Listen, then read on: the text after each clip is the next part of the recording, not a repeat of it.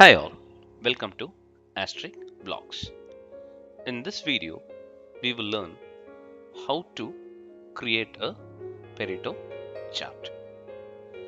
Before getting into the session, we will quickly know about what is Pareto and why that plays a vital role in data analysis.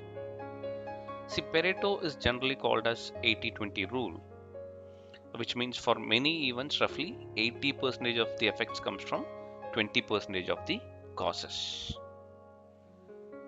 A famous quality management consultant whose name is Joseph Juran suggested this principle and named it after the Italian economist Vilfredo Pareto, who noted the 80-20 connection in the year 1896 itself. According to Vilfredo Pareto, what he showed is like approximately 80% of the land in Italy was owned by 20% of the population. So this have a common like commonly found in 80% of complaints comes from 20% of customers, 80% of sales comes from 20% of clients, etc. So using a Pareto diagram, it helps a team concentrate its efforts on the factors that have the greatest impact. It also helps a team communicate the rationale for focusing on certain areas. Let's see how to create a Pareto chart now. So I've already taken a set of data which talks about defects which occurred in a car manufacturing company and revenue loss against each defects. So what I'm going to do now, before getting to design a Pareto diagram, we need to order this data first. When I'm saying order, we need to arrange this data first in a proper order. So I'm just selecting the data and I'm sorting this information according to the revenue loss. So I'm selecting revenue loss and ordering it in a way of largest to smallest. So now you can see each defects and revenue loss from descending to ascending order, which means greatest to lowest.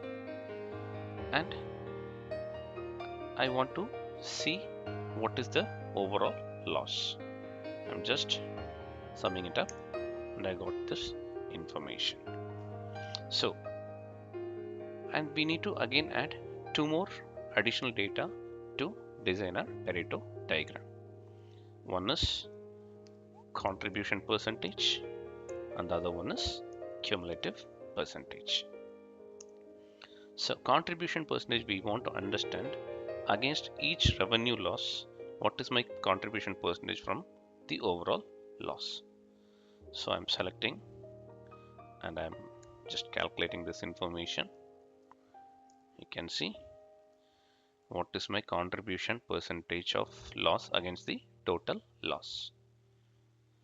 So now we need to calculate cumulative percentage. For to do this cumulative percentage, first we need to select this particular cell data. Later we need to add this particular information with the rest of the contribution information. So if you see 25 plus 23, it gave 48%. Like that, based on this formula, if you drag this, it will add up automatically and you can see the cumulative, which ends up with 100%. So now we got all the information to create a Pareto diagram. So now what we are going to do is like we are going to select defects, revenue loss, as well as the cumulative column.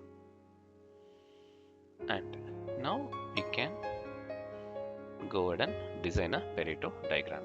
Go to insert, select an option,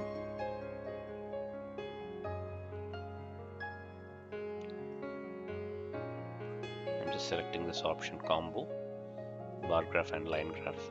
If you can see the second option, clustered column line on secondary axis, I'm selecting it. We got the information. I just made some modification in this chart. If you can see, I've just did some scale arrangements and reduced the width of bar and changed that graph style. So here comes the real game.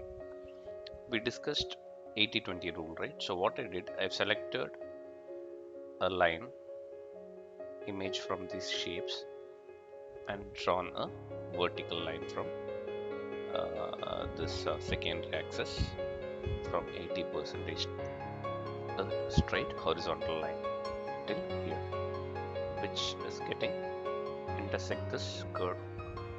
And what I did again, I took one more line image and again drawn a vertical line where these two lines are intersecting.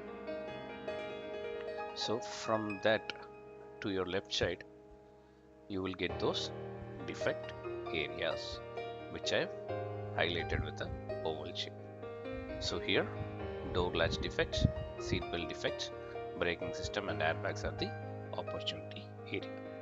Like this, we will get to know what is my 80% of impact using Pareto chart. With this, we winding up our session here. If you like our video, please do subscribe, share, like and comment. And don't forget to click the bell icon. Thank you.